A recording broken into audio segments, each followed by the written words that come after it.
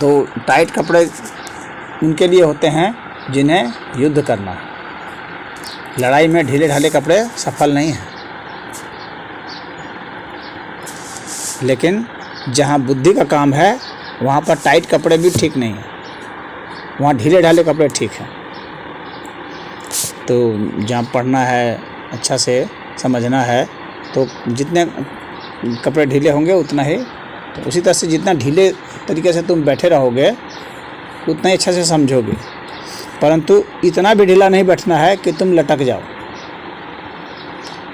रीढ़ की हड्डी तुम्हारी कमोबेश सीधी रहनी चाहिए। हम लोग का रीढ़ का जो ढांचा है ना वो सीधा रहना चाहिए। जब सीधा रहेगा, जैसे ये लड़का बैठा है, ये सही बैठा है, ये लड़का, क्या नाम है बेटे तुम्हारा? मनीष। हाँ, तो ये बहुत सही बैठा है। इस शरीर का ढांचा इसी तरह से बैठना चाहिए। ऐसे बैठने से ग्रहण बहुत सही होता है। क्योंकि रीढ़ की हड्डी से ही हम लोग जो भी खाते हैं ना, तो वह जब पचता है शरीर में, तो पच करके क्या होता है कि वो बदल जाता है ऊर्जा में, मतलब शक्ति में बदल जाता है। और वो शक्ति जो है ऊपर चढ़ने लगती है। और किससे चढ़ती है? रीढ़ की हड्डी से ही चढ़ती है, उसके माध्यम से चढ़ती है। वहाँ उसके बगल में जो नस नाड़ियाँ होती हैं ना, रीढ़ की हड्डी के उधर से ही चढ़ती है। तो सीधी रहेगी तो उसको चढ़ने में सुविधा रहेगी। ज़्यादा टेढ़ी मेढ़ी रहेगी तो असुविधा होगी। तो जो ऊर्जा शरीर में है उसका प्रवाह ऊपर की ओर होगा, दिमाग की ओर होगा। तो दिमाग की ओर जब प्रवाह होगा तो हम लोग के दिमाग में ऊर्जा की बढ़ोतरी हो जाएगी, शक्ति बढ़ने लगेगी। और जब हम लोग के दिमाग की शक्ति बढ़ती है, ऊर्जा बढ़ती है, तो हम लोग का माथा चमकने लगेगा, चेहरे में चमक आ जाएगी, आँखों में चमक आ जाएगी, बुद्धि खुल जाती है, नए नए विचार आएंगे, अपने आप विचार उत्पन्न होंगे और अच्छे अच्छे विचारों की ओर दिमाग दौड़ेगा, तो हम ग्रहण कर सकते हैं। तो इसलिए बैठने का बहुत उपयोग है। अब किस तरह से बैठा जाता है? कई तरीके से बैठा जाता है। अलग अलग उद्देश्य के लिए अलग अलग तरीके से बैठा जाता है। एक सुखासन होता है, जैसे अभी तुम लोग बैठे हो, जिसमें इसको सुखासन कहते हैं। इसलिए क्योंकि इसको बैठने से सुख मिलता है। इसमें आदमी सुखपूर्वक बैठ लेता है। अमूमन कोई भी व्यक्ति इसमें बैठ जाता है। तो इस आसन पर बैठोगे तो सब चीज़ ग्रहण होगा, इसलिए बहुत अच्छा आसन है ये। लेकिन इससे भी बढ़िया आसन है जिसको कि सिद्धासन कहते हैं, पद्मासन कहते हैं। वह तुम लोग को मैं सुबह में बताऊंगा।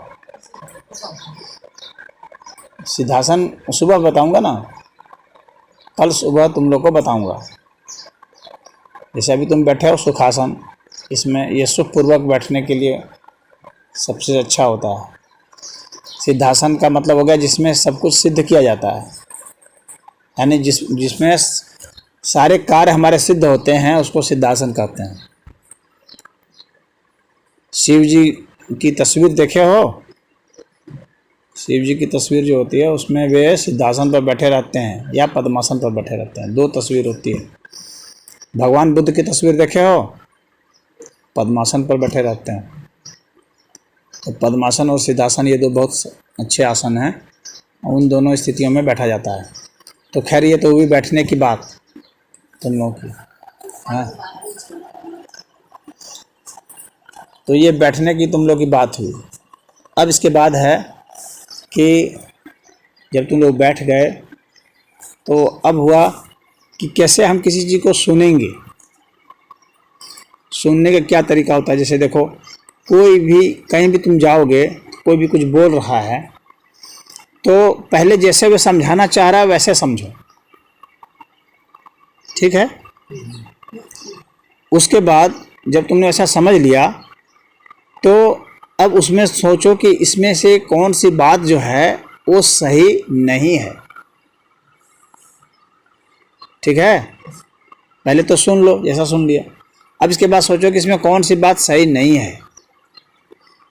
जो सही नहीं है तुम्हें जचती है उसके ऊपर तुम कुछ पूछ सकते हो।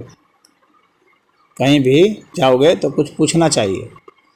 हाँ, यदि बता दें वे तो ठीक है, नहीं बताएं तो समय दे सकते हैं कि भाई मैं कल बताऊंगा, परसों बताऊंगा या कभी बताऊंगा। या बीच में मत बोलो, जब बोलने कहूँ तब बोलो। या तुम अपने से भी उस उत्तर को खोजो, जो तुम्हें बात सही नहीं लगती है उसका उत्तर खुद भी खोजो। यदि हम पूछते हैं किसी से और कोई वो बताता है तो हम लोग की स्मरण शक्ति बढ़ती है, और यदि हम लोग खुद ही खोजते हैं उत्तर तो हम लोग की रचनात्मक शक्ति बढ़ती है। अंतर समझ में आ रहा है ना? यदि किसी ने कुछ बताया और हम समझ गए, हमने उसे याद कर लिया, तो हमारी स्मरण शक्ति बढ़ती है। स्मरण शक्ति मतलब याद करने की शक्ति, मेमोरी पावर, ठीक है, वह बढ़ती है। और यदि हम स्वयं उत्तर खोजते हैं तो हम लोग में रचनात्मक शक्ति बढ़ती है। तो ये दोनों तरह की शक्तियाँ बहुत जरूरी हैं, स्मरण शक्ति और रचनात्मक शक्ति। ये दोनों शक्ति जब व्यक्ति की बढ़ती है तो ही व्यक्ति का दिमाग परिपक्व होता है। जो खाली याद करेगा, स्मरण करेगा, तो वो रट्टूमल हो जाएगा,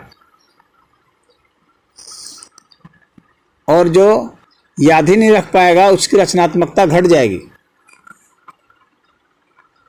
तो याद रखना भी जरूरी है, और कुछ न कुछ अपने से नया खोजना, नया जानना, नया करना भी जरूरी है। ये दोनों ही चीज़ जरूरी है। अब जब ये तुम कुछ नया कर लिए हो तो उसमें से फिर कुछ नई बात निकलेगी, फिर उस बात को कहीं कहोगे, फिर उस पर कोई आपत्ति उठाएगा, फिर वहाँ पर कुछ नानुकुर होगा तो फिर कोई न कोई बात निकलेगी, फिर उससे फिर कुछ रचनात्मक बात आएगी। इस तरीके से यह चलता है।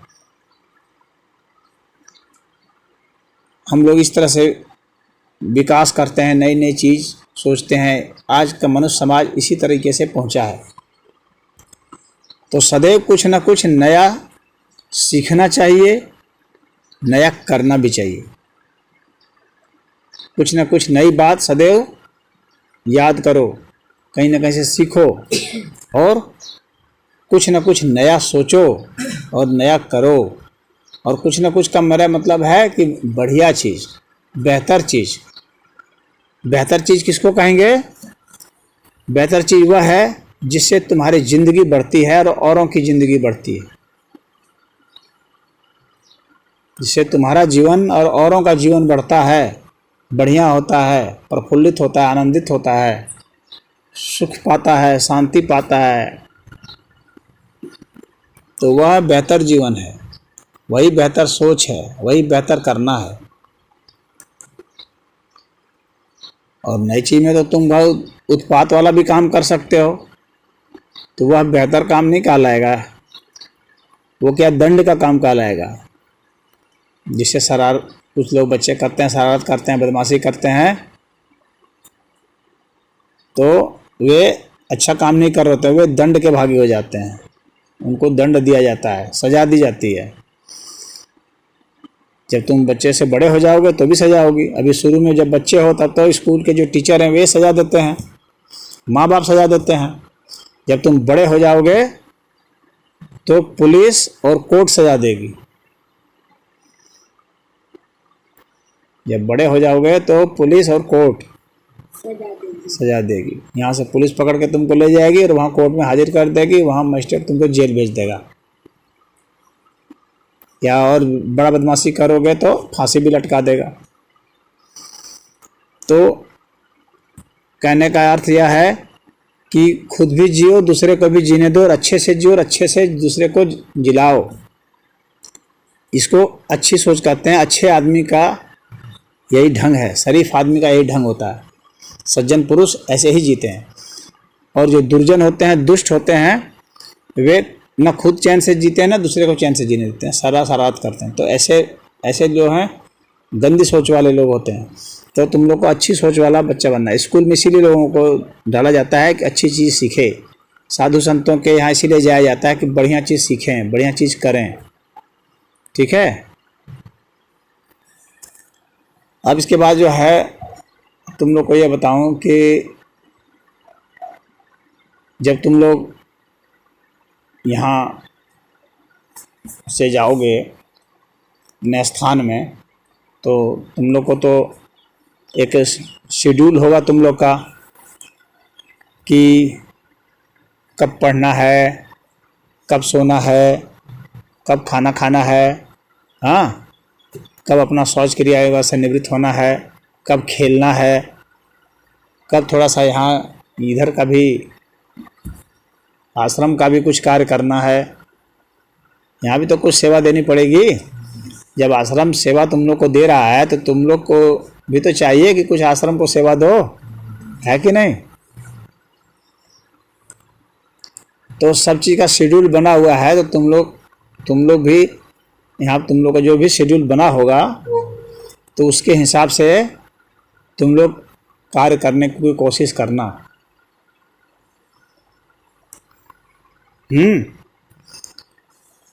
और कोई भी दिक्कत आती है तो फिर यहाँ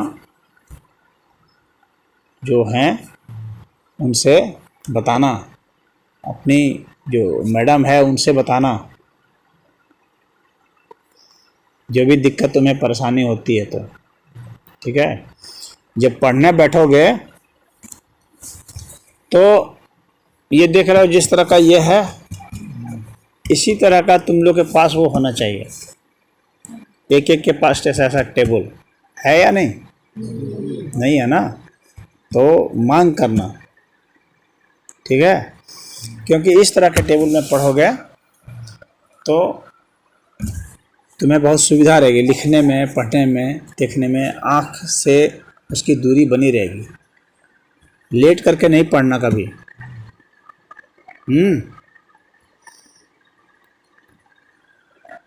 सदैव बैठ करके पढ़ना, और इस तरह के ही टेबल पर बैठ के पढ़ना। और ज़्यादा तेज रोशनी में भी नहीं पढ़ना और कम रोशनी में भी नहीं पढ़ना। जैसे कि धूप में मत पढ़ने बैठ जाना, बहुत तेज धूप में। रोशनी वैसी ही हो जिसमें कि आँख को आराम मिले, ना ज़्यादा जोर पड़े आँख को और न ही बहुत ज़्यादा आँख चुदिया जाए। ज़्यादा प्रकाश से तकलीफ बढ़ जाती है ना।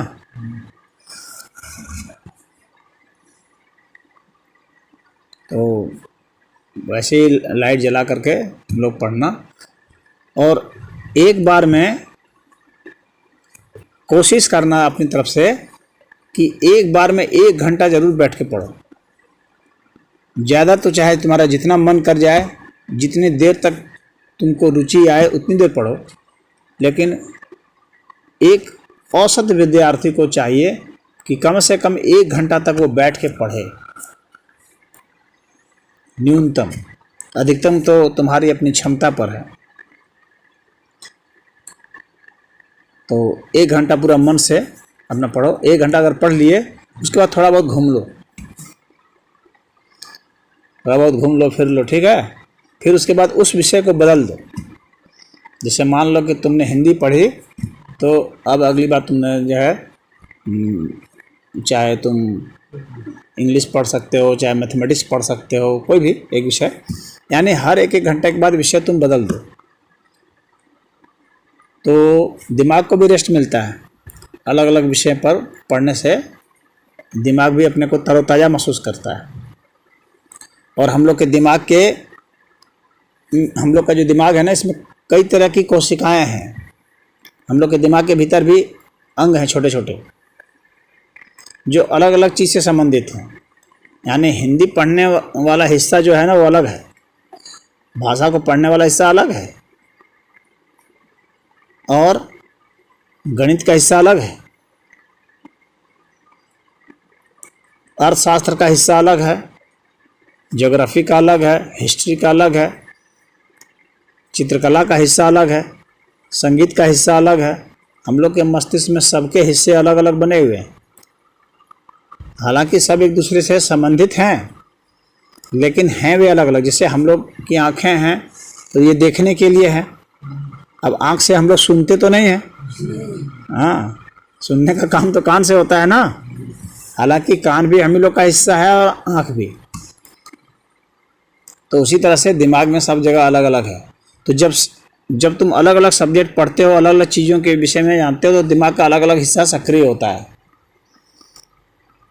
और जिसका दिमाग का जो हिस्सा सक्रिय नहीं होता है वो क्या होता है, वो आलसी हो जाता है, वो उतना काम नहीं करता, वो धीरे धीरे शांत हो जाता है। तो उस क्षेत्र में तुम सफलता नहीं पाओगे।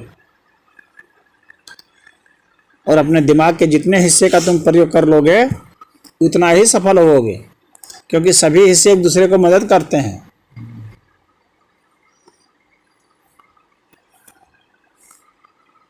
तो अलग अलग समय में अलग अलग चीज़ का अध्ययन करो, एक एक घंटा के स्पेल में, एक एक घंटा का समय दे दे करके। 1 घंटा हिंदी पढ़ लिए, 1 घंटा चित्रकला बना लिए, 1 घंटा संगीत का कर लिए, 1 घंटा मैथमेटिक्स कर लिए, 1 घंटा साइंस कर लिए। साइंस में भी है ना, बायोलॉजी का अलग है, फिजिक्स का अलग है, केमिस्ट्री का, ऐसे है ना बटा हुआ। बड़े क्लास में जाओगे तो हो सकता है तुम लोग का होगा, हो सकता है। तो एक एक घंटा का स्पेल दे दे करके पढ़ो, इससे तुम्हारा दिमाग ज़्यादा सक्रिय रहेगा। बनस्पत की एक ही चीज़ को पढ़ रहे हैं सुबह से शाम तक, एक ही चीज़ को तुम ज़्यादा देर तक कब पढ़ सकते हो, जब इतनी तुम्हारी उसमें रुचि है ना कि तुमको समय का ही पता नहीं चलेगा। तब यदि तुम्हारी इतनी रुचि है किसी विषय में कि उसी को तुम पढ़ सकते हो, तुमको समय का पता नहीं चल रहा है। जैसे कुछ लोग मैथमेटिक्स बनाते हैं तो बहुत देर तक बनाते रह जाते हैं, क्योंकि उनको टाइम का पता नहीं चलता। तो अगर तुम्हारा दिमाग ऐसा हो गया है, अगर तुम्हारी रुचि उतनी है, तब तुम पढ़ सकते हो। तब 1 घंटा नहीं, 2 घंटा, 3 घंटा, 4 घंटा, 5 घंटा, 6 घंटा, जितनी तुम्हारी इच्छा है उसमें पढ़ो, क्योंकि दिमाग की उसमें रुचि आ रही है। दिमाग उससे बोर नहीं हो रहा है, उब नहीं रहा है। यदि दिमाग ने थोड़ा भी संकेत दे दिया कि थोड़ा मन बदल लिया जाए, तो बस फिर रोको, फिर दिमाग को जो थोड़ा घूमो फिरो, टहलो वालो, और उसके बाद फिर जो है उसमें लगो अलग चीज़ में। इस तरह से इसको बदल करके तुम लोग पढ़ना। फिर तुम लोग को स्कूल से तो मिलता होगा ना, होमवर्क वगैरह भी मिलेगा, घर में बनाने के लिए मिलेगा। तो बैठ करके स्कूल का काम भी करना पड़ेगा, नया काम भी करना पड़ेगा। परंतु साथ ही साथ तुम लोग को अपने शरीर का भी ध्यान देना है। पढ़ने में ऐसा मशगूल मत हो जाना कि जो है शरीर खराब हो जाए। जीवन का मतलब है कि सब चीज़ बलवान होना चाहिए। दिमाग भी बलवान होना चाहिए, तुम्हारा शरीर भी मजबूत होना चाहिए, तुम्हारी अंतरात्मा भी मजबूत होनी चाहिए, तुम्हारी भावना भी मजबूत होनी चाहिए। ये सब चीज़ मजबूत होना चाहिए, तभी आदमी पूरी अच्छी तरीके से ज़िंदगी जी पाता है। पता चला बहुत कमज़ोर है, देह उसका एकदम बिल्कुल मरियल सा है, पढ़ने में तेज़ है, तो ठीक है उस चीज़ में सफलता पा लेगा, लेकिन शरीर कमज़ोर हो जाएगा तो क्या होगा, रोगी हो जाएगा। कमा करके क्या करेगा जब वो रोगी हो गया, मरीज हो गया। और कमा करके क्या करोगे जब कोई भी आएगा तो थप्पड़ मार के चला जाएगा। तो इसीलिए शरीर से भी मजबूत बनो, दिमाग से भी मजबूत बनो, अंतरात्मा से भी मजबूत बनो, हर तरीके से मजबूत बनो। अपने में शक्ति इकट्ठा करो, अपने में शक्ति को जगाओ, और जिस चीज़ में जितना काम करोगे उस तुम्हारी शक्ति उतनी जागेगी। और आलसी जैसे पड़े रहोगे तो शक्ति शांत हो जाएगी, क्योंकि तुमको जब ज़रूरत ही नहीं है तो शक्ति को क्या ज़रूरत है जागे। तुमको जब ज़रूरत पड़ेगी तभी तो शक्ति जागेगी। तो अपने में शक्ति जगाने के लिए ज़रूरी है कि भिन्न भिन्न तरह के काम को करो। आँख के काम करोगे तो आँख मजबूत होगी, लेकिन अत्यधिक करोगे तो आँख कमज़ोर हो जाएगी। कान के काम करोगे तो कान में भी मजबूत हो जाएगा, यानी बारीक ध्वनि तुम सुन सकते हो, लेकिन बहुत ज़्यादा वो करोगे तो कान भी बहरा हो जाएगा। कहने का मतलब है कि हर जगह एक संतुलन है। नाक से सूंघोगे तो एक से एक बढ़िया बढ़िया सुगंध और बढ़िया अलग अलग ढंग के इत्र को तुम महसूस कर सकते हो, फूलों के अलग अलग गंध को, और एक से अलग बदबूदार गंध को भी सूंघ सकते हो। लेकिन अगर वही बहुत ज़्यादा तुम सूंघते रहे तो क्या होगा, नाक की संवेदन शक्ति घट जाएगी और नाक डैमेज हो जाएगा। हो सकता है सूंघने की ताकत ही खत्म हो जाए। बहुत तेज गंध जो लोग बराबर लगाते हैं, सूंघते हैं, तो उनमें ऐसी दिक्कत आ जाती है। बहुत तेज केमिकल जो सूंघते हैं, इसीलिए बहुत तेज भी नहीं सूंघना है। हर चीज़ का एक संतुलन है और शरीर संकेत दे देगा सदैव। शरीर तुमको दिमाग बता देगा कि अब यहाँ से हटो, बहुत ज़्यादा हो गया, बहुत ज़्यादा तेज है। अगर तुमने नहीं सुनोगे तो तुम्हारा शरीर डैमेज हो जाएगा। तुम्हारी आँख, तुम्हारी कान, तुम्हारी नाक, दांत, मुंह सब कुछ बिगड़ जाएगा। तो एक समुचित उपयोग करो। तुम लोग को यहाँ पर मुंह जो है 2 बार धोना, ठीक है। एक बार खाना खाने के बाद, एक बार सुबह में, 2 बार ब्रश करना। इसको अपने पूरे जीवन भर आदत बना लो। 2 टाइम ब्रश करना है और ब्रश बहुत तेज नहीं करना, बहुत हल्का करना।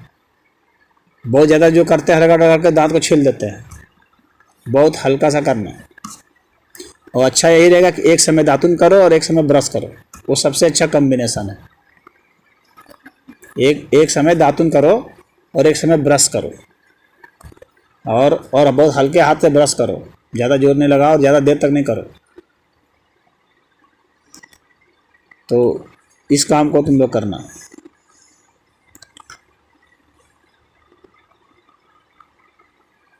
और तुम में से जैसे सुबह उठ करके योग करना है, योग के पहले तुम लोग क्या करोगे कि यहाँ पर 1-2 चक्कर लगा लोगे दौड़ने का, समझ गए। शौच क्रिया से निवृत्त होकर के दौड़ोगे। दौड़ने से शरीर गर्म होगा, शरीर में ताकत आएगी, जान आएगी, टांगों में जान आएगी, फेफड़े में जान आएगी, हृदय में जान आएगी। क्या पता तुम में से कोई खिलाड़ी बन जाए बहुत बढ़िया। या पुलिस में, मिलिट्री में भर्ती होना हो तो वहाँ भी दौड़ चाहिए। हाँ, तो दौड़ बना रहेगा तो अगर उसमें रुचि रहेगी तो उसमें तुम चले जाओगे आगे। ये ज़िंदगी जो है ना, कई तरह का विकल्प देती है। जैसे तुम लोग सीखोगे बहुत सारी चीज़ ना, इसमें ज़िंदगी तुमको कई विकल्प देगी। और कौन सा विकल्प कब काम आ जाएगा तुम्हारे, कौन सा काम तुम्हारे कब काम आ जाए, कोई नहीं जानता। हो सकता है कि जिसमें तुमको बहुत ज़्यादा भरोसा हो वह काम न आ पाए, और जिसको तुमने शौक बनाया था, यूं ही आदत में डाल लिया था, वो काम आ जाए।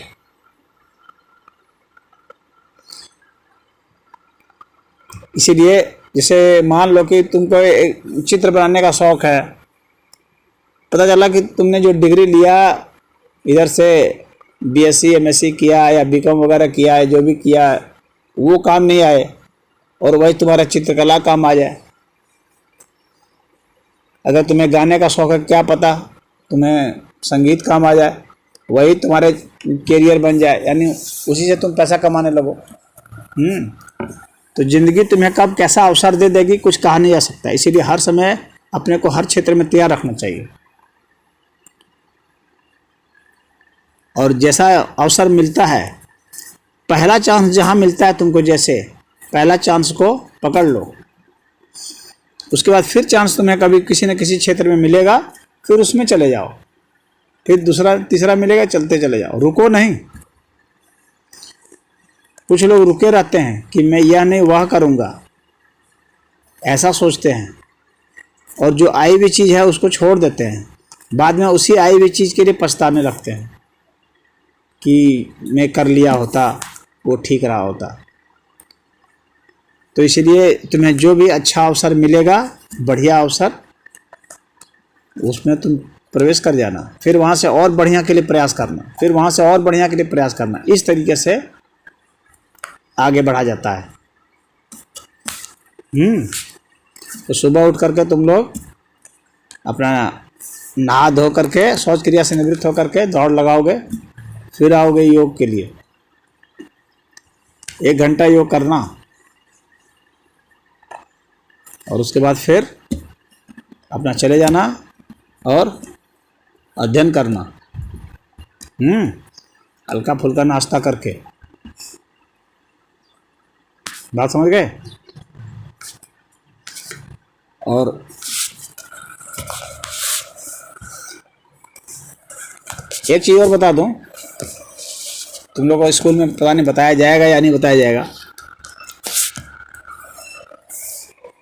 क्योंकि तुम लोगों ने कई बार यहाँ मुझे संबोधन किया है एस सर कह के, इसीलिए मैं बता रहा हूँ, तुम लोग भी छोटे छोटे बच्चे हो। सर जो है एक टाइटल है जो कि गुलामी की प्रतीक है। सर अच्छा शब्द नहीं है। यह इंग्लैंड में वहाँ के उन लोगों को दिया जाता था यह टाइटल जो बहुत अच्छे गुलाम होते थे। वहाँ के महारानी उसको टाइटल देती थी, तो उनको सर कह के बुलाती थी। सर का मतलब अच्छा गुलाम। तो क्या मैं तुम लोग का अच्छा गुलाम हूँ? नहीं।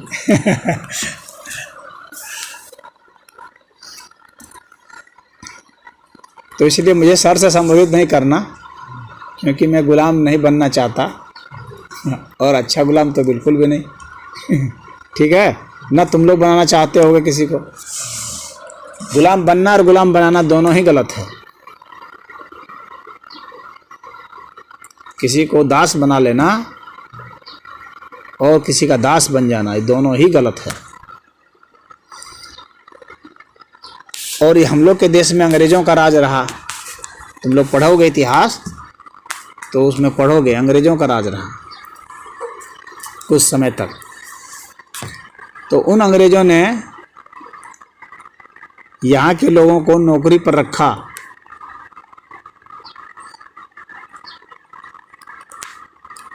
और अपने को सर बुलवाया। आगे सर बोलो, सर बोलो, सर बोलना सिखाओ। तो सब लोग सर बोलते थे एक दूसरे को। और ये सब सर कौन है? सब महारानी के गुलाम, क्योंकि महारानी ने कह रखा था कि सबको सब ये सब तुम लोग सर हो। तो सब ये महारानी के गुलाम हो गए। तो एक तरह से गुलामी का ये विस्तार हो गया, वहाँ से होते होते भारत में आ गया। तो ये वैचारिक गुलामी है। अंग्रेज तो यहाँ से चले गए, फिर भी हम लोग उसी संबोधन को रखे। हम लोग श्रीमान कह सकते हैं। भारत में श्रीमान कहा जाता है, संबोधन किया जाता है पुरुष को, और महिला को श्रीमती।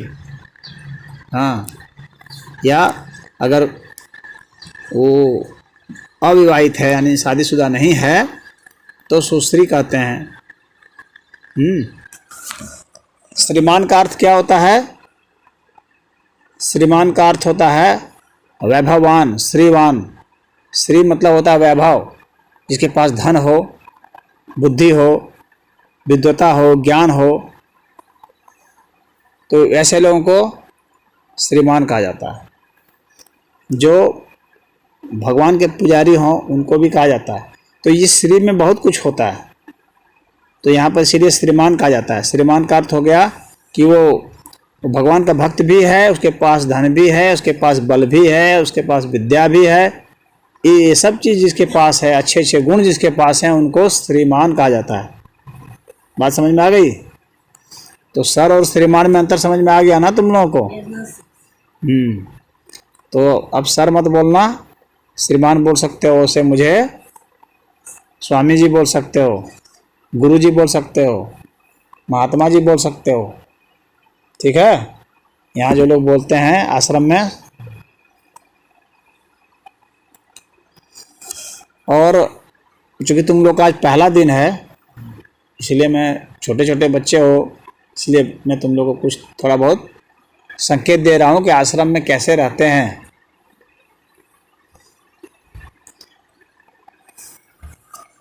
और यहाँ शाम को इधर सदाशिव जी का मंदिर है, तो सुबह तुम लोग उठ करके दौड़ने निकलोगे ना, तो वहाँ प्रणाम करके दौड़ने निकलना। सुबह सबसे उठ कर सबसे पहला काम है वहाँ शिव स्थान में जाके वहाँ प्रणाम करना, फिर अपना दैनिक कार्य शुरू करना। समझ गए सभी लोग? और जब सांझ के समय जाओगे तो वहाँ भी फिर जाना, प्रणाम करना, फिर जाओगे अपने स्थान पर।